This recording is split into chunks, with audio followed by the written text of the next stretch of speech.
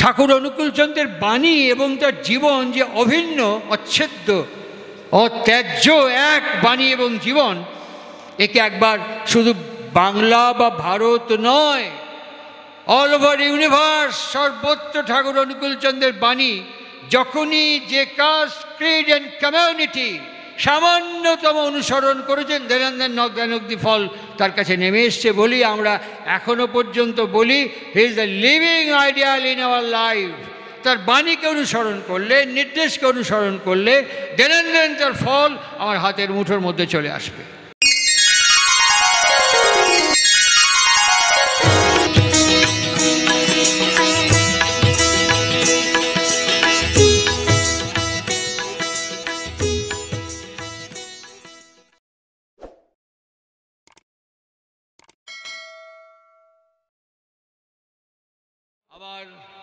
আমার গুরুদেব শ্রী শ্রী ঠাকুর অনুকূলচন্দ্রের শ্রী চরণ প্রান্তে আমি আন্তরিক, অমলিন, অকৃত্রিম, অকপটতার সাথে প্রার্থনার চেষ্টা করি।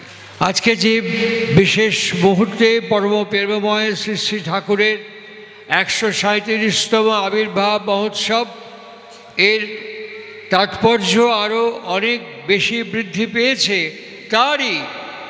তারই আসন, তাঁরই নামাঙ্কিত, তাঁরই আবাস গৃহ, তাঁরই মন্দিরের পুণ্য পবিত্র মহেন্দ্র অমৃত ক্ষণে তার দ্বারোদ্ঘাটন হয়েছে আজকে। সেই উপলক্ষেই উপস্থিত প্রত্যেক ভক্তবৃন্দের সেই চরণে আমি আমার প্রণাম নিবেদন করছি। এই মন্দির আমি প্রণাম করে এই উৎসব মঞ্চে আসলাম, মন্দিরের শিববিগ্রহ দর্শন করলাম, মন্দিরের বাইরে থেকে দাঁড়িয়ে মন্দিরের কারুকার্য প্রত্যক্ষ করলাম, আর সঙ্গে সঙ্গে এই উৎসব মঞ্চে যখন এসে বসলাম, আমার সহকর্মী, আমার সহযোদ্ধা, আমার সতীর্থ, যিনি আমার নামটি ঘোষণা করলেন, হৃদয় মণ্ডল, তিনি আমার কথা বলার আগে দুটো শব্দ ব্যবহার করেছেন, ঠাকুরকে দেখেছেন, সঙ্গে থেকেছেন ইত্যাদি দুটো কথা ব্যবহার করলেন। ফ্যাক্ট, ওই কথাটিকে আশ্রয় এবং অবলম্বন করে, হৃদয় মণ্ডলের কথাটি আশ্রয় এবং অবলম্বন করে একটা gallant sprinkle of an I আমার স্মৃতি উদ্ভাসিত হয়ে উঠল। সালটা খুব সম্ভবত 1958 থেকে 61 সালের মধ্যে হবে, সঠিক রিকল করতে পারছি না, আমার সঠিক রিকল হচ্ছে না এই মুহূর্তে। আপনারা একবার পাতা বুলি দেখবেন, ওটা রেকর্ডেড দ্বীপরক্ষী অথবা আলোচনা প্রসঙ্গের 23 অথবা দ্বীপরক্ষী 11 খণ্ডের মধ্যে, একটু পাতা উল্টে দেখবেন আপনারা। আমার মেমোরি রিকল হচ্ছে, I was present that time. রেয়াচার হাউজারম্যানের মা এসছেন, হাউজারম্যানের দাদা বব হাউজারম্যান এসছেন, হাউজারম্যানের বোন জেনেট এসছেন, একসাথে ঠাকুরের কাছে বসে ওরা অনেকদিন ভারতবর্ষে এসছেন। ওরা ভারতবর্ষের অসংখ্য টেম্পল সিটিকে ওরা সন্দর্শন করেছেন, যেমন ভুবনেশ্বরকে বলা হয় টেম্পল সিটি, যেমন আমাদের দক্ষিণ ভারতের অনেক জায়গায় বলা হয় টেম্পল সিটি। দেয়ার আর সো মেনি মন্দির। এই এত মন্দির দর্শন করবার পর যখন দেওঘরে ঠাকুর সন্দর্শনে এসছেন, সেখানে সেরকম কোনো মন্দির নেই, একটা ঘরের মধ্যে ঠাকুর জাস্ট বসে আছেন। ঠাকুরকে প্রণাম করার পর রেয়াচার হাউজারম্যানের মার নামটা আমি মনে করতে পারছি না, তিনি ঠাকুরকে একটা অসাধারণ কোশ্চেন করলেন। তিনি বললেন যে মন্দির দেখলাম, প্রচুর মন্দির দেখলাম, এবং তার মধ্যে ইনক্লুডিং খাজুরাহো এবং সূর্য মন্দির কোণার্ক, এখানে মন্দিরের গায়ে যেসব চালচিত্র দেখলাম সেগুলো খুব ভালো নয় ঠাকুর, সেই চিত্রগুলো খুব ভালো নয়, অনেকটা যৌনতায় পরিপূর্ণ চিত্র খাজুরাহো এবং কোণার্কের মন্দিরের গায়ে। আর এত মন্দির আপনার দেশে, what is the significant of this মন্দির? এই প্রশ্নটা আলোচনা অথবা দ্বীপরক্ষী আপনারা যে খণ্ডগুলো বললাম এগুলো লিপিবদ্ধ করা আছে। ঠাকুর তার আনসার দিচ্ছেন, mandir is a workshop, is our Aryan culture. মন্দিরের তাৎপর্য হচ্ছে আর্য ভারতীয় সংস্কৃতিকে চর্চা করার আচরণের প্রশিক্ষণ প্রদান কেন্দ্র। তারপরেই ঠাকুরকে উনি প্রশ্ন করলেন, এগুলো তো কোনো জায়গায় দেখি না সেরকম, ঠাকুর বললেন সেই জন্যই তো সৎসঙ্গ আন্দোলন।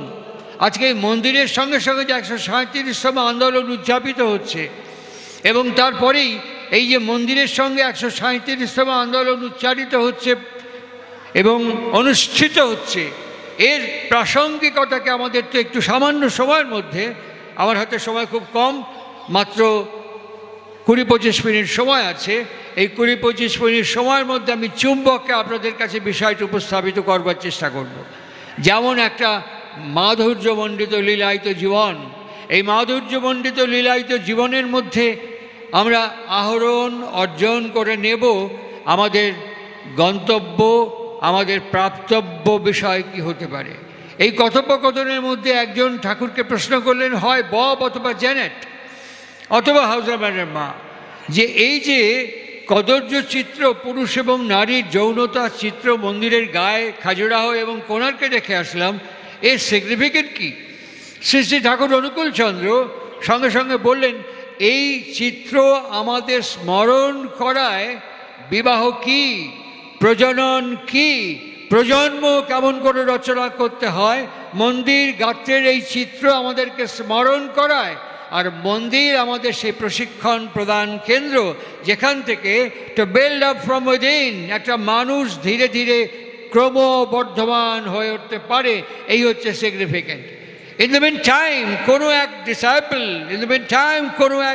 এক ডিসাইপল ঠাকুরের কাছে এসে প্রণাম করে বলছে, ঠাকুর আমি সারা জীবন আমার সংসারের জন্য করেছি, ঠাকুর আমি সারা জীবন আমার চারপাশের মানুষের জন্য করেছি, ঠাকুর আমি সারা জীবন মানুষের মঙ্গল এবং কল্যাণ চেয়েছি। দুঃখের কথা কি জানেন, আমি জীবনে এখনো পর্যন্ত প্রতিষ্ঠা পেলাম না। আমি দীক্ষা নিয়েছি, আপনার কাছে হাত জোর করে প্রার্থনা করছি, আপনি আমাকে সেই পথ দিন যাতে আমি প্রতিষ্ঠা পাই। ঠাকুর এই কথাটি শুনে বা হাতটা কোণের ওপরে দিয়ে ঝুলিয়ে বলছে, এই শালা ডাকাত কোণেকর পাগল, কি কয় শুনেছিস, কি চাচ্ছে আমার কাছে, তুই শুনেছিস পাগল ডাকাত কি কয়, ও প্রতিষ্ঠা চায়। তারপরেই বলতে তাহলে কী চাইবো, ডান হাতে কোনোই হাঁটুর ওপরে দিয়ে ঝুঁকে গেলেন সামনে, ঝুঁকে গিয়ে বলছেন, নিষ্ঠা চাইতে হয়, নিষ্ঠা, নিষ্ঠাকে চাইতে হয়। নিষ্ঠা যে প্রত্যেক দিন অনুশীলন এবং অভ্যাস করে, প্রতিষ্ঠা তার পায়ে পায়ে ঘুরতে থাকে, নিষ্ঠাকে চাইতে হয়। আর নিষ্ঠাকে যখনই মানুষ অনুশীলন এবং অভ্যাস করে, তখনই তার মাথা থেকে পা পর্যন্ত ইমানিট করে, রেডিয়েট করে। তার কন্ট্যাক্টে যখন মানুষ গিয়ে দাঁড়ায়, তার বায়ো ইলেকট্রিক্যাল ইমানিশন, জৈবিক বিকিরণা দৈনন্দিন তার এনভায়রনমেন্টকে টাচ করে, মানুষ সেখান থেকে ইন্সপায়ার্ড হয় এবং ইম্পেটাস পায়। আমি যে কথাগুলো বললাম লেখা আছে দীপরক্ষী বইয়ের মধ্যে। ঠাকুর অনুকূল চন্দ্রকে সেই সময় দেবীপ্রসাদ মুখোপাধ্যায় প্রশ্ন করছেন, কিছুদিন আগে চলে গেলেন। আমার ছোটোবেলা থেকে দীর্ঘদিন তার সান্নিধ্য, তার স্বামী আমি কাটিয়েছি। ঠাকুরকে অল অফ এ সাডেন প্রশ্ন করলেন, ঠাকুর আপনি তো জানেন যে আমি একবার ট্রেনে করে যেতে গিয়ে ছিটকে পড়ে গিয়েছিলাম বাইরে জমির মধ্যে, কাদার মধ্যে, এবং সেই সময় আমি অচৈতন্য হয়ে গেলাম। আমি যে ছিটকে পড়ে গেলাম, পড়ে গিয়ে অচৈতন্য হয়ে গেলাম আফটার লং টাইম। তারপরে আমার মেমোরি অ্যাক্ট করলো, আমার রিকল হলো, তারপরে আমি আসলাম। এটা কি করে ঘটলো? ঠাকুর অনুকূলচন্দ্র দেবীপ্রসাদ মুখোপাধ্যায়কে বলছেন, তোর জন্মান্তরের রেখে যাওয়া ছাপ, তোর প্রত্যেক দিনের প্রত্যেক মুহূর্তের রেখে যাওয়া ওয়ার্ক ছাপ, ইমপ্রেশন মস্তিষ্কের মধ্যে মজুদ হয়েছিল বলে দ্যাট ভেরি মোমেন্ট তুই ছিটকে পড়ে গিয়েছিলি, তখন দেবীপ্রসাদ জিজ্ঞেস করছেন, আমি মরিনি, আমি আবার ভালো হলাম, সুস্থ হলাম এবং আপনার সান্নিধ্যে আসলাম কি করে? শ্রী শ্রী ঠাকুর বলছেন যে inner hankering of your life, inner tuning of your life and inner tuning of your heritage, বংশধারা, তোমার নিজের ব্যক্তিগত অন্তর্নিহিত আকুতি, তোমার নিজের ব্যক্তিগত প্রত্যেক মুহূর্তের অন্তর্নিহিত বিন্যাস তোমাকে আবার রিলিগারেট করতে সাহায্য করেছে, যাকে আমরা রিলিজিয়াস বলি। তাই আমরা রিলিজিয়াস এবং ধর্ম এক ব্যাপার নয়। উই আর নট রিলিজিয়াস, আমরা রিলিজিয়াস নই, আমরা ধার্মিক। ধার্মিক মানে হচ্ছে জলের যে ধর্ম আছে, বাতাসের যে ধর্ম আছে, আলোর যে ধর্ম আছে, প্রত্যেকটি ধর্ম এক কিন্তু বৈশিষ্ট্য আলাদা। প্রত্যেকটি ধার্মিক ব্যাকরণ, বিজ্ঞান, পদ্ধতি, প্রকরণ এক কিন্তু বিশিষ্টতা আলাদা। ঠিক আমাদের ক্ষেত্রেও জন্মগ্রহণ করবার একটা ধর্ম আছে, আমাদের ক্ষেত্রেও পাত্র এবং পাত্রে নির্বাচন করবার একটা ধর্ম আছে, আমাদের ক্ষেত্রেও প্রজনন বিজ্ঞানের একটা ধর্ম আছে, আমাদের মধ্যেও সন্তান পরিচর্যা করবার একটা ধর্ম আছে। জাস্ট এ মিনিট, আমি একটা ছবি আপনাদের কাছে তুলে ধরছি। একটি বিধবা মা, তিনি এটিএমের কাছে দাঁড়িয়েছেন। একটি বিধবা মা এটিএমের কাছে দাঁড়িয়ে আছেন। খুব ভালো করে শুনবেন, বিধবা মা এটিএমের কাছে দাঁড়িয়ে আছেন। আর্য নারী বন্দে মাতৃবর্গান ঠাকুর বলতে শিখিয়েছেন। ঠাকুর নিজে মানতেন প্রত্যেকটি মেয়েকে মায়ের প্রতিরূপ বলে।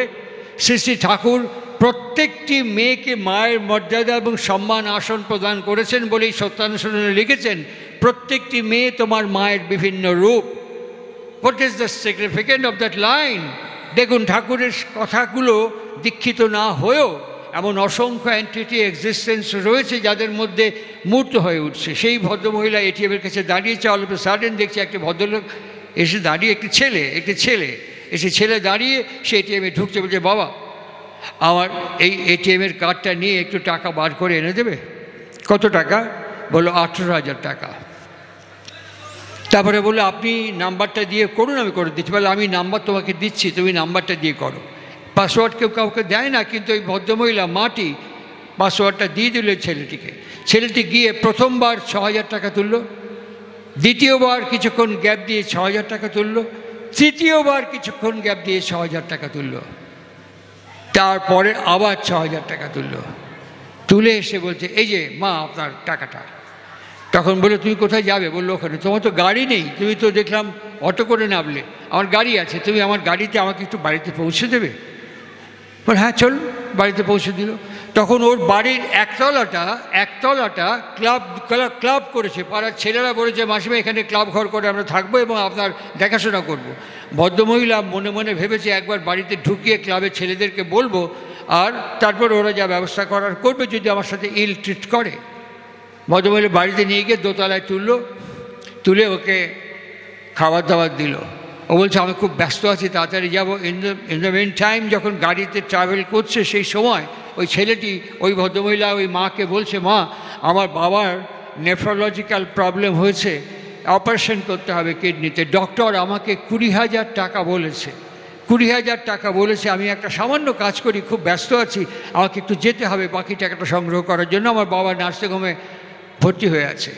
ভদ্রমহিলা বললেন, তুমি বসো না। ওকে খেতে দিল, মিষ্টি টিষ্টি খেতে দিয়ে একটা খাম দিয়ে বলছে, এর মধ্যে 2,000 টাকা আছে। বলছে, 2,000? বলছে, হ্যাঁ, তুমি 3বার ক্লিক করেছো, আমার কাছে মোবাইল আছে, তুমি আমার পাসওয়ার্ডে 3বার 666 3 6 18,000 টাকা নিয়েছো, 2,000 টাকা কম। এই 2,000 টাকা তোমাকে আমি দিলাম, তোমার বাবাকে সুস্থ করে তোলো। ছেলেরা ভেবেছিল মূর্খ, লেখাপড়া জানে না, একটা বিধবা একটা মহিলা, আর তাকে চিট করে 6,000 করে 18,000 টাকা নিয়ে যাবে। আর ভদ্রমহিলা বলছেন, আমি একটা স্কুলের হেড মিস্ট্রেস ছিলাম, রিটায়ার করেছি। আর আমি কেন এটিএমে যাই না জানো?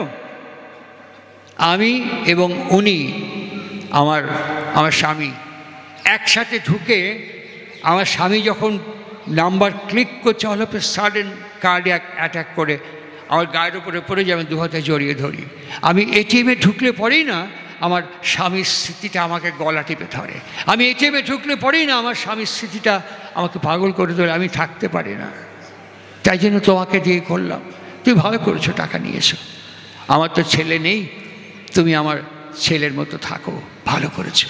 ওই ছেলেটি ওই মাটির পাটা জড়িয়ে ধরে 18,000 প্লাস 2,000-এর খাম পায়ের কাছে দিয়ে বলছে, মা আমারও মা নেই, বাবাই আমার মা আর বাবা। আমি বাবার জন্যই চুরিটা করেছিলাম, আপনি আমাকে ক্ষমা করবেন কি মা? 2টো হাত ধরে তুলে বলেছিলেন, মায়ের ধর্মই তো তাই, ক্ষমা মানে সহ্য করা, ক্ষম মানে সহ্য করা। তা ক্ষমা তো মাই করে। প্রত্যেকটা মেয়ের মধ্যে এই যে নর্মাল ইনস্টিংক্ট, মন্দির কি করে? তাকে এক্সপ্যান্ড করে। মন্দির কি করে? তাকে আপওয়ার্ড মুভমেন্টের দিকে নিয়ে যায়। মন্দির কি করে? তাকে আরও শৃঙ্খলিত করে তোলে, to build up from within. এই হচ্ছে মন্দিরের কাজ। না কোশ্চেন শ্রী ঠাকুর অনুকূল চন্দ্রকে তাই করেছেন, ইয়েস তাই করেছেন, তাই করেছেন। একবার না, অসংখ্য নিম্ফোম্যানিয়াক এবং সেক্স ম্যানিয়াক মানুষকে হিমায়তপুর থেকে দেওঘর পর্যন্ত ঠাকুর একে একে একে একে সুস্থ করে তুলেছেন। এটা করতে গেলে কি করতে হয়? ঠাকুর প্রথমেই বললেন, প্রতিষ্ঠা চাষকা পাগল, আগে নিষ্ঠা চা। নিষ্ঠা মানে নিঃশেষে লেগে থাকা, নিঃশেষে লেগে থাকা। আমি জাস্ট লিলুয়া থেকে এখন এখানে আসছি, আমি লিলুয়াতে বলে আসলাম, আবার রিপিট করছি। আমি যত জায়গায় যাই, সমস্ত মায়েরা, বিশেষ করে মায়েরা যাদের ছোট ছোট ছেলেপুলে, আমি দেশে বাইরে ভারতে যে কোনো জায়গায় যাই, আমি সব সময় কমপ্লেন শুনি, জানেন আমার ছেলেটা অনেক খুব দুষ্টু, লেখাপড়া করে না, জানেন আমার ছেলেটা না একদম পড়াশোনা করে না, জানেন আমার ছেলেটা না একদম কথা শোনে না, জানেন আমার ছেলেটা না কথা বললে পরে মানতেই চায় না, কি দুষ্টু। এরকম প্রায় শুনি আমি। ঠাকুর অনুকূল চন্দ্রের বাণী এবং তার জীবন যে অভিন্ন, অচ্ছেদ্য, অত্যাজ্য এক বাণী এবং জীবন, একে একবার শুধু বাংলা বা ভারত নয়, অল ওভার ইউনিভার্স, সর্বত্র ঠাকুর অনুকূল চন্দ্রের বাণী যখনই যে কাস্ট, ক্রিড অ্যান্ড কমিউনিটি সামান্যতম অনুসরণ করেছেন, দেন নগ্দি ফল তার কাছে নেমে এসছে। বলি আমরা এখনো পর্যন্ত বলি, he is the living ideal in our life. তার বাণীকে অনুসরণ করলে, নির্দেশকে অনুসরণ করলে দেন তার ফল আমার হাতের মুঠোর মধ্যে চলে আসবে। শুনুন, একটি ছেলে ঠিক এইরকমই দুষ্টু, লেখাপড়া করে না, স্কুলে প্রত্যেক দিন কমপ্লেন তার গার্জিয়ানের কাছে।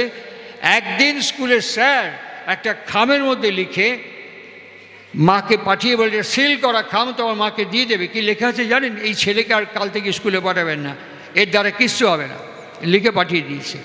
মা ওই ছেলের সামনে খামটা খুলছে আর তাকিয়ে পড়ছে, আর মার দু চোখ দিয়ে জল পড়ছে। বলুন তো, কোনো মাকে যদি তার ছেলে মেয়ে সম্পর্কে বাজে কথা কেউ বলে বা লেখে, সেই মার মনের ভাব কেমন হয়? আর সঙ্গে সঙ্গে সেই মার দু চোখ দিয়ে জল পড়ছে, আর মা চিঠিটা পড়ছে। ছেলে সামনে দাঁড়িয়ে মার দিকে তাকিয়ে জিজ্ঞেস করছে, মা স্যার তোমাকে কি লিখেছে মা? আর মা বলছে রিভার্স, উল্টো কথা। মা বলছে, জানো বাবা, তোমার মাস্টারমশাই লিখেছেন তোমার মতো ছেলে নাকি স্কুলে পাওয়া যায় না। তোমার মাস্টারমশাই লিখেছেন তুমি যা পড়াশুনো করো তা অতুলনীয়। তিনি যা লিখেছেন, তোমার মতো গুড কন্ডাক্ট এবং গুড বিহেভিয়ার স্কুলের কোনো ছাত্রের মধ্যে পাওয়া যায় না। তোমার ভেতরে যে ইনকুইজিটিভনেস, যে অনুসন্ধিৎসা, এটা কেন হলো, ওটা কেন হলো, এটা কী করে হলো, কীভাবে হলো, এই যে গবেষণার মনোবৃত্তি, এটা স্কুলে কারো মধ্যে উনি খুঁজে পায়নি। এই সব পর বলে গেল। ছেলেটি মার চোখের গড়িয়ে পড়া জলটা মুছে দিল। সেই ছেলেটিকে জানেন, এই যে ইলেকট্রিক বাল্বগুলো জ্বলছে না, এই যে ইলেকট্রিক বাল্বগুলো জ্বলছে, আলো দেখতে পাচ্ছি, এর আবিষ্কর্তা স্যার আলফ্রেড টমাস এডিসন। এই যে আমাদের দেখতে পাচ্ছি। আমি যখন অসুস্থ হব, আপনি যখন অসুস্থ হবেন, ডক্টর বলবে ইমিডিয়েট এমআরআই করে আসুন। এমআরআইয়ের গায়ে লেখা থাকবে 1.5 টেলসা, এমআরআইয়ের গায়ে লেখা থাকবে 2.5 টেলসা। টেলসা ইজ এ ইউনিট। এইটা আবিষ্কার করেছিল কে জানেন? টেলসা। স্বীকৃতি পায়নি, সম্মান পায়নি, মর্যাদা পায়নি, নোবেল পায়নি। পেয়েছিল কে? ইলেকট্রিসিটি যে তৈরি করেছিলেন মাইকেল ফ্যারাডে। এই ফ্যারাডের কাছে কাজ করতো টেলসা। তার অদম্য নিষ্ঠা, তার অদম্য উদ্যম, তার অদম্য আগ্রহ এবং মানসিকতা নিয়ে মিস্টার টেলসা একদিন ইউনিটকে আবিষ্কার করে আজও যতদিন এসব জিনিস থাকবে আমাদের মার্ক করতে হবে 1.5, 2.5, 3.5 টেলসা। কোন টেলসাতে আমার এই কাজটা হচ্ছে। ঠাকুর অনুকূল চন্দ্র ঠিক একই কথা বলেছেন, নিষ্ঠায় তুমি অতিমাত্রায় গোঁড়া হও। আর নিষ্ঠা নিয়ে যখন আমি আমার মর্নিং টিল নাইট, আমি জানি আমার স্বামী আমার সাথে ভালো ব্যবহার করে না, আমি জানি যে আমার স্ত্রী আমার সঙ্গে ভালো ব্যবহার করে না, আমি জানি আমার ছেলেপুলে আমার কথা শুনতে চায় না, লোকজনের সামনে যখনই বলবো তখনই তার মুখ কালো হয়ে যাবে। লোকজনের সামনে যখনই বলবো ছোট্ট মনের ছোট্ট হৃদয় আঘাতপ্রাপ্ত হবে। আমার হয়েছিল। আমি ঠাকুর ঘরে ঢুকছি, ঠাকুর যে এরকম সিলিং ফ্যান কখনো ব্যবহার করতেন না, অলওয়েজ পেডেস্ট্রিয়াল ফ্যান চারিদিকে ঘোরানো থাকতো। আমি হাফ প্যান্ট পরা ছোটো ছেলে, আমি যখন ঘরে ঢুকছি তখন কটকের, ওড়িশার কটকের ভগবান পৃষ্টি, আমার চেয়ে অনেক বয়স বেশি, বাবার কাছাকাছি, এই ভগবান পৃষ্টি হাঁটুর ওপরে ধুতি পরে ভগবান পৃষ্টি ঠাকুরকে প্রণাম করে ঘর থেকে বেরোচ্ছেন, আমি ঢুকছি ঠাকুর ঘরে। আর ঢোকার সময় ওনার ধুতিটা আমার হাঁটুকে টাচ করেছে, ওই হাওয়াতে লেগে। ঠাকুর এরম করে বসে এদিকে তাকিয়েছিলেন, যে হাঁটুতে টাচ করলো, ঘুরে এই উইক প্রণাম কর, এই উইক প্রণাম কর। ভগবান এরম করে প্রণাম করেছে, ঠিক হল না, ভালো করে কর। আবার নিচু হয়েছে, হ্যাঁ ঠিক হলো না, ভালো করে কর। এই ঠাকুর এবং ভগবানদের কথোপকথনের মধ্যে আমি খাটাস ওইখানে দাঁড়িয়ে এনাকে সরাসরি বলছি, এ আপনি কী বলছেন, এ আপনি কী বলছেন, উনি কত বড়, উনি আমাকে প্রণাম করবেন, এ আপনি কী বলছেন। এরকম আমি সমানে হাত নেড়ে ওনার দিকে তাকিয়ে বলছি, আপনি কী বলছেন, উনি আমাকে প্রণাম করবেন কেন, আরে করেছেন তো, আবার কেন করবেন, কী বলছেন, এরকম কন্টিনিউয়াসলি এক কথা বারবার বলছি।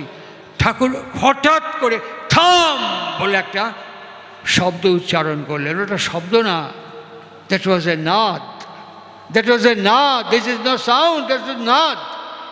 আপনারা কিছুদিন আগে চলে গেলেন তবলার জাদুকর, যার বাবাকে আমি দেখেছি দেওঘরে, আল্লাহ রাখার সঙ্গে ওস্তাদ আল্লাহ রাখার সঙ্গে বিলায়েত হোসেন খান, বিসমিল্লাহ খানের সঙ্গত আমি দেওঘরের পূজ্যপাদ বড়দার জন্মতিথিতে আমি শুনেছি। আমি কাকেটা দেখেছি ওখানে। সাহিত্য এবং সঙ্গীত জগতে যত বিখ্যাত, ভারত কেন বিশ্বখ্যাত মানুষজন, কিষেন মহারাজ, নাঙ্কু মহারাজ, কাকে না দেখেছি আমি ওখানে। সেই আল্লাহ রাখার সুযোগ্য পুত্র জাকির হোসেন কি বলছে জানেন, এই যে বাদ্যযন্ত্র, ওই যে বাদ্যযন্ত্রের আদি সুর কোত্থেকে এসছে, ড ড ড ড ড ড বলে বলছেন। কেন প্রাসঙ্গিক ঠাকুর অনুকূল চন্দ্র দীপরক্ষী এবং আলোচনা প্রসঙ্গে খুলে দেখুন, ঠাকুর বলছেন শরদ্দা ড ড ড ড ন ন ন ন। পাণিনি এই ডমরুধ্বনি শুনতে পেয়েছিলেন। পাণিনি যোগের মধ্য দিয়ে, ধ্যানের মধ্য দিয়ে, নিষ্ঠা কাকে বলে, ধ্যান এবং যোগের মধ্য দিয়ে মহর্ষি পাণিনি ওই ডমরুধ্বনি শুনতে পেয়েছিলেন। আর এই ডমরুধ্বনি শোনার পর তিনি পাণিনি ব্যাকরণ রচনা করতে সক্ষম হয়েছিলেন। সাইমultaneously ওস্তাদ জাকির হোসেন তিনি বলছেন তবলার মধ্য দিয়ে ওই আদি সঙ্গীতের ধারা, শুধু ডমরুধ্বনি নয়, শ্রীকৃষ্ণের বাঁশরি এবং শঙ্খধ্বনি। মহাচণ্ডী সপ্তশতী শ্লোক যখন পাঠ করা হয় তখন ওই মহাচণ্ডীর যে শঙ্খধ্বনি, মহাচণ্ডীর যে শঙ্খধ্বনি, উলুধ্বনি, ওগুলো আদি সঙ্গীতের প্ল্যাটফর্ম। এইবার উনি তবলায় শঙ্খ এবং উলুধ্বনি এবং ডমরুধ্বনি তুলিয়ে দেখলেন। ফেসবুক দেখবেন, ফেসবুকের মধ্যে আছে। তার মধ্য দিয়ে অনুকূল চন্দ্রের কথা কেন বলছি, yes it is a rational. এই কারণে ঠাকুর অনুকূল চন্দ্র আমাদেরকে যে 4 অক্ষরের বীজ মন্ত্র দিয়েছে, 4 অক্ষরের বীজ মন্ত্র দিয়েছেন। রামচন্দ্র কটা নাম, কটা অক্ষর, বাসুদেব কটা অক্ষর, বুদ্ধদেব কটা অক্ষর, মোহাম্মদ কটা অক্ষর বা হজরত কটা অক্ষর, মহাপ্রভু কটা অক্ষর, রামকৃষ্ণ কটা অক্ষর, আর এখন যার শ্রীপাদপদ্মে আমরা অর্চনা বন্দনা করছি অনুকূল কটা অক্ষর। একই সঙ্গে দেখবেন 4টেই অক্ষর। আমাদের বীজ মন্ত্রের দিকে তাকিয়ে দেখুন কটা অক্ষর। আমাদের বীজ মন্ত্রও কিন্তু 4টি অক্ষর। এখান থেকে পুরীতে চলে যান, পুরীতে গিয়ে প্রবেশ দ্বার দিয়ে ঢোকার সময় দেখবেন বলা আছে 22টা সিঁড়ি। তা নয়, গুনতে গুনতে সিঁড়ি দিয়ে গর্ভগৃহে যাবেন। 18খানা সিঁড়ি আছে। আমরা যে নামটা জপ করি এটা কোন স্তরের? ওমকে ছাপিয়ে গিয়ে অষ্টাদশ স্তরের নাম আমরা 4 অক্ষরে জপ করি। জানি না, বুঝি না মন্দিরের ফাংশন কি। এই প্রত্যেকটি স্তরের যে পার্থক্য, শব্দ, আলো, নাদ এবং শ্রবণ করবার যে প্রকৌশল, মন্দিরের তাৎপর্য যদি কালচার অফ এরিয়ান কালচার, একে ইম্পার্ট করা, ইনহেরিট করা, ইন্ট্রোডিউস করা, অ্যাক্টিভেট করে তোলা। This are the function of Aryan কালচারকে ইম্পার্ট করা আমাদের মন্দিরের কাজ। সুতরাং আমরা যেসব ব্যবহার করি মন্দিরে, কোষা, কুশি, তাম্রপত্র, what is the relation in your daily routine life? এই যে পঞ্চপ্রদীপে আরতি করি, what is the relation of পঞ্চপ্রদীপ? একদিকে heat, light, sound, electricity, magnetism, একদিকে চক্ষু, কর্ণ, নাসিকা, জিহ্বা, ত্বক। এর সাথে মিশিয়ে দিয়ে দেখবেন শ্রীমদ্ ভগবত গীতায় দেখবেন চতুর্বিংশতি তত্ত্ব। আর এই চতুর্বিংশতি তত্ত্বের সঙ্গে বিজ্ঞানে দেখবেন 24 ক্রোমোজোম। এই 24 ক্রোমোজোম এবং চতুর্বিংশতি তত্ত্বের সঙ্গে আমাদের রিলেশনশিপ কোথায়? মন্দির আমাদের এগুলো শেখাবে। ঠাকুর বলতেন, আলোচনা প্রসঙ্গে প্রিন্ট করা আছে, প্রত্যেকটা মন্দিরেই হবে কম্পারেটিভ স্টাডি সেন্টার। প্রত্যেকটা মন্দিরেই তুলনামূলক বিশ্লেষণের মধ্য দিয়ে আমি তোমাদেরকে যা বলেছি, এক অদ্বিতীয় আদি চিরন্তন কথা যুগ কাল সময় অনুযায়ী পরিবেশন করেছি, একে মানুষের মধ্যে সঞ্চারণ করো। তাই আজকের এই উৎসব সে অঙ্গনে দাঁড়িয়ে থেকে আমি যে বললাম, ভারত একটু কথা বললো, কথাটা একটু মানে আমি সেই সময় ছিলাম বলে আমি আছি, অথচ কথাটা সংশোধন করলাম না, একটু ভুল হয়ে যায়। চেপে ধরেনি কাজলদা ঠাকুরের ছেলেকে। ঠাকুর 1949 সালে জ্যোতি আশ্রমে তার ছেলেকে দীক্ষা দিয়েছিলেন। 1949 সালে একই দিনে দীক্ষার সস্তানি ভজন দান করেছিলেন জ্যোতি আশ্রমে বসে। সেই কাজলদা 8 বছর বয়সে হিমায়তপুর থেকে দেওঘরে এসছেন 49 সালে। কাজলদা যখন MBBS করছেন ন্যাশনাল মেডিকেল কলেজে, ঠাকুর হঠাৎ কাজলদাকে বলেন, এই কাজলা তুই আমাকে ধরতো। কাজলদা এরকম করে হাত ধরেছিলেন, চেপে ধরেন। একটু সংশোধন করতে যখন, যেহেতু আমি তখন ওখানে আছি, আমি ছিলাম, উনি 26 নম্বর বাদুরবাগানে কলকাতায় থাকতেন ছোটো মা দেবু বাগচিকে নিয়ে। টোটাল ক্রোনোলজিক্যাল সিনারিওটা আমার জানা আছে বলে আমি ভারতের কথাটা ঠিক বলেছে, একটু সংশোধন করছি, অরিজিনাল ঘটনাটা একটু বর্ণনা করছি। ঠাকুর হাত ধরলেন, এইটা ধরেছি। ঠাকুর বলছি, এ তো শালা আমার হাত ধরেছিস। 2 হাত ধরলেন, তোর 2 হাত দিয়ে আমার 2 হাত ধরেছিস। জাপটে ধরলেন, এই যেটা বলছিল ভারত, তোর বুক আমার বুকের সাথে, তোর হাত আমার পিঠে, আমি তো তোক করলাম আমার ধরত। ঠিক এক কথা, একই কথা সমন্বয়াচার্য অবতার বরিষ্ঠ শ্রী শ্রীরামকৃষ্ণ বলছেন, আসলে কি জানো গো, আমি তো আমিকে খুঁজে পেলুম না। দেখুন কি ইনকার্নেশন, কি অদ্ভুত ইনকার্নেশন। শ্রীরামকৃষ্ণ ভক্তজন সম্মেলনে বলছেন, আজও তো আমি আমাকে খুঁজে পেলুম না সেজবাবু। যদি বলি এটা কার, বলবো আমার চোখ, ওখানে কে, ওখানে আমি। এটা কার পা, বলবো আমি। খায় কে, বলবো আমি। সেজবাবু গো, বলি আমিটা কোথায়? এই যে আমি করছি, আমিটা কোথায়? এই প্রশ্ন তার পুত্রের মধ্যে ইনহেরিট করছেন, বিং এ ফাদার। তুই এই দিয়ে আমার এই অর্গ্যান দিয়ে আমার এই অর্গ্যান ধরেছিস, আমিকে ধর। একসময় কাজলদা হাঁটু মুড়ে বসে বলছেন, কি করে ধরবো? ঠিক সেই মুহূর্তে সরোজিনী জোয়ারদার এবং বনলতা জোয়ারদার, মা এবং মেয়ে, ঠাকুরের কাছে ঢুকছে। ঢোকার সময় বলেন, আপনার সাথে একটু প্রাইভেট কথা আছে। ঠাকুর হাসতে হাসতে বলে, এই শালা, তোর হাঁটা দেখেই মালুম হচ্ছে বড় মাপের আকাম বাধায় আছিস তুই। এসে বসলেন। বসার সঙ্গে সঙ্গে কাজলদাকে বলছেন, তুই একটু ফাঁকে যায় দাঁড়া, ও আমার সাথে প্রাইভেট কথা কবিনি, তুই কিন্তু শুনিস না, ওই কথা শুনে না। এমন করে প্রাইভেট কথা বলছে, আমি আপনার সাথে কথা বলছি না, এরকম প্রাইভেট কথা হচ্ছে। কাজলদা ওখান থেকে তাই যে, বাবা সব শুনতে পাচ্ছি, রিয়াক্ট করছেন, বাবা সব শুনতে পাচ্ছি। ঠাকুর বলছে, শুনিস কে? আমি না তো বললাম ওসব কথা শুনিস না। আরে এত জোরে জোরে কথা বললে শুনবো না? ঠাকুরের বাণীর সাথে জীবন দেখুন, যেখানে গোপনতা সেখানে কি ঘৃণা, লজ্জা, ভয় আর দুর্বলতা। তিনি তার নাতি চলে গেলেন কিছুদিন আগে, সৎসঙ্গ সংগঠনের আচার্য ছিলেন অশোকদা, পূজ্যপদ অশোকদাকে তিনি বলছেন, বুঝলি বাবু, সবচেয়ে সিক্রেট কথা সবচেয়ে ওপেনলি বলতে হয়। তিনি তার নাতিকে বলতেন, বুঝলি বাবু, সবচেয়ে সিক্রেট কথা সবচেয়ে ওপেনলি বলতে হয়। ঠিক একইভাবে নিজের ছেলেকে তিনি শেখাচ্ছেন, শুনিস কে? আমি না তোকে শুনবেন না করলাম, আরে এত জোরে জোরে কথা বলে শুনবো না? পট করে জিজ্ঞেস করছেন, তোকে দীক্ষা দিয়েছিল কিরা? তুমি কি করবে কইছিল? নাম। ওই কি কয়? শব্দ। তা শালা আমি যে সরোজিনীর সাথে কথা করছি এও শব্দ, আর তোক যে দীক্ষা দিয়ে নামের করবার কথা কইছিল সেও শব্দ। তা শালা তুই কোন শব্দ শোনার অভ্যাস করেছিস? ওই শব্দ না এই শব্দ? যত মানুষ সেই শব্দের প্রতি অনুরাগ ও দীপ্ত হবে কি করে? আগেই বলেছি, নিষ্ঠা।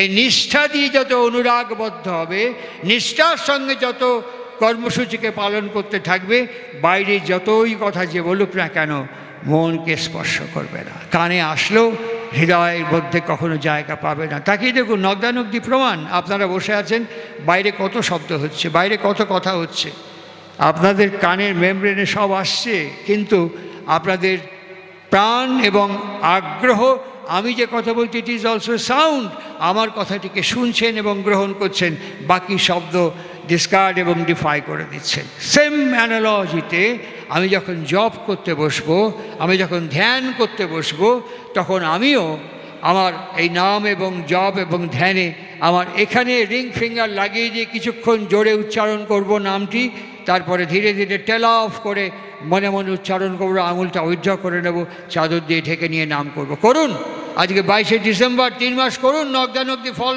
দাঁড়িপাল্লা ওজন করে দেখুন, এদেরকে জানান, ঠিক না হলে আমি চলে আসবো এখানে কৈফিয়ত দেওয়ার জন্য। সুতরাং আজকে নাম জপ ধ্যান এবং সাইমনটেনিয়াসলি আমাকে দেখে আমার স্ত্রী, আমার স্বামী, আমার পুত্র, আমার কন্যা, আমার সংসার যদি না শেখে, আমাকে দেখে যদি আমার গোটা পরিবারটি ইউনিফাইড না হয়ে, অনুরাগদীপ্তে না হয়ে, নিষ্ঠানন্দিতে না হয়ে ওঠে, এটা আমাকে প্রমাণ করে প্রকাশ করে বক্তৃতা করতে হবে না। কি হবে? আমি দাঁড়ালে পরেই এনভায়রনমেন্টে তার রেডিয়েশন হবে, আমি উপস্থিত হলেই প্রকৃতি এবং পরিবেশের মধ্যে তার বিকিরণ ঘটবে, আমি থাকলে পরেই মানুষ আমার প্রতি অ্যাট্রাক্ট হবে, আমিও অ্যাট্রাক্টেড হব। মন্দির আমাকে এইভাবে to build up from within জীবনে অনুপ্রাণিত করে তুলবে। এর সঙ্গে 137 সেলিব্রেশন ঠাকুরের কেন, এর সঙ্গে তিনি আবির্ভূত হয়ে এই জীবন, বিজ্ঞান এবং বাণী, চরিত্র, জীবন আচরণের মধ্য দিয়ে প্রকাশিত করেছিলেন বলেই আজকে আমরা তাঁর শ্রীবিগ্রহে শ্রীপাদ পদ্মে সেই চরণপ্রান্তে একত্রিত হয়ে এই প্রার্থনা সভা উৎসব আমাদের আপওয়ার্ড মুভ করবে, ঊর্ধ্বগামিনী শক্তিতে আসক্ত করবে বলেই আমরা একত্রিত হয়েছি। এখনই সেই গুরু পুরুষোত্তমে শ্রীপাদ পদ্মে আমাদের সান্ধ্যকালীন সমাবেত বিনতি প্রার্থনা অনুষ্ঠানের সময় এবং লগ্ন ক্রমশ এগিয়ে এসছে। আমি এই দূরভাষ যন্ত্র সঞ্চালকের হাতে পৌঁছে দিচ্ছি। এই যে আমি আগেই আপনাদের কাছে বলেছিলাম, এই মন্দির নির্মাণ যজ্ঞে যারা তিল তিল করে দান করেছেন, যারা একসঙ্গে অনেক অর্থ দান করেছেন, অষ্ট আমার কানে কানে কথাটা বললো, আবার আমার মেমোরি আমার রিকল হচ্ছে। আপনারা নাম শুনে থাকবেন আশু জোয়ারদার, আপনারা নাম শুনে থাকবেন প্রভাত চক্রবর্তী। ব্যারাকপুরের জাফরপুর বলে একটা জায়গা আছে, সেই সময় ঠাকুরের গাড়ির কালেকশান হচ্ছে, রোলস রয়েস এবং লরি এবং গাড়ি কালেকশান হচ্ছে। I was present the time with the Ashuda and Prabhat Chakraborty, Prabhat Das, এদের সাথে আমি তখন আছি। যখন গাড়িতে ঘুরছি, একটি বিধবা মা, সামান্য মাটির ঘর, তার কাছে আশুদা পান চাপাচ্ছেন আর বলছেন, দিন কিছু টাকা দিন, ঠাকুরের এই গাড়ির জন্য ঠাকুর চেয়েছেন। উনি বলছেন, আমার কাছে যে কিছু নেই, গলায় একটা সরু চেন সোনার, এই তো নেই মানে, এই তো টাকা আছে, এই তো চেনটা দিয়ে দিন। বলে এটা হবে, সঙ্গে সঙ্গে চেনটা খুলে দিয়ে দিলেন। আমি নিজে দেখেছি। তারপরে ওই জাফরপুরে ওই বাড়ির সামনে আমি এবং সত্য চলে গেলেন নিত্যানন্দ কবিরাজদা, আমি এবং কবিরাজদা আজকে ছিল মনে নেই, ঘুরছি ওখানে, ওপর থেকে ডাক দিচ্ছে, বাবা তুমি এখানে কি? আমি চিনতে পারছি না সেই মাকে দেখে। উনি নেমে এসে বললেন, সেই যে গলার চেন, অনেকক্ষণ পরে মনে পড়লো, আপনি গলার চেনটা খুলে দিয়েছিলেন না? বলে হ্যাঁ। এটা কার বাড়ি? বললে এটা আমার বাড়ি। মাটির বাড়ি ছিল? বলে এটা আমার বাড়ি। আমার বাড়ি ওই যে আমার গ্যারেজ, আমার ছেলেপুলের এই ব্যবসা করে, এই কাজ করে, তুমি আমার ওপরে এসো। ওপরে গিয়ে বেশ কিছুক্ষণ থাকছি আর দেখছি, দান যদি ভক্তির সাথে, নিষ্ঠার সাথে, অনুরাগের সাথে নিবেদন করা যায় শ্রীগুরু শ্রীপাদ পদ্মে, এইরকমই তিলকে তাল করে তোলে, ছোট্টকে বৃহৎ করে তোলে, ক্ষুদ্রকে আরও মহৎ করে তোলে, এইরকমই দান আমি দেখেছি। সুতরাং অষ্টরী কথার সঙ্গে সঙ্গে যারা দান করেছেন তাদেরও দীর্ঘ নিরোগ সুস্থ সুন্দর, যারা এখনও দান করছেন তাদেরও, এবং আগামী দিনে আরও বৃহত্তর প্রয়োজনে যারা দান করবেন তাদের জন্য, শুধু এখানেই না, সামনেই আমাদের গিদনিতে উৎসব আসছে, আরও নিখুঁত, আরও সুন্দর করে গিদনি ধামকে আরও দানে দক্ষিণায় সাহায্যে সহযোগিতায় কেন্দ্রীয় আশ্রমকে সমৃদ্ধ করে তোলা কী করে সম্ভবপর হয়, সর্বদিক থেকে প্রথম নিষ্ঠা, তারপরে চরিত্র, তারপরে জীবন আচরণ বাক্য ব্যবহার, তারপরে মানুষ স্বতঃস্ফূর্তভাবে আমার আঁচল ভরে দেবে। একেই আমি ভিক্ষা বলে মনে করি। রেফারেন্সটা কোট করিয়ে দিচ্ছি, শাশ্বতী অখণ্ড বাণী গ্রন্থে ঠাকুর ভিক্ষা সম্পর্কেই বলেছেন। আপনারা ভালো থাকবেন। আজকের উৎসবের সান্ধ্যকালীন প্রার্থনার প্রাক পর্বে আমি উচ্চারণ করছি সেই মন্ত্র, প্রত্যেকের মঙ্গল এবং কল্যাণ এবং শান্তির জন্য। ওং স্বস্তি ন ইন্দ্র বৃদ্ধ সভঃ, স্বস্তি ন পূষা বিশ্ববেদাঃ, ওং স্বস্তি নস্তাস্কৌ অরিষ্টনেমি ওং স্বস্তি বৃহস্পতি দধাতু ওং গতির্ভর্তা প্রভু প্রেষ্ঠ ঈশ্বর পুরুষোত্তমঃ আব্রহ্মস্তম্ভ বৃদ্ধাতা সদ্গুরুস্ত্বং নমস্তুতে ওং শান্তি ওং শান্তি ওং শান্তি। ভালো থাকবেন, সবাই ভালো থাকবেন। জয় গুরু, বন্দে পুরুষোত্তম।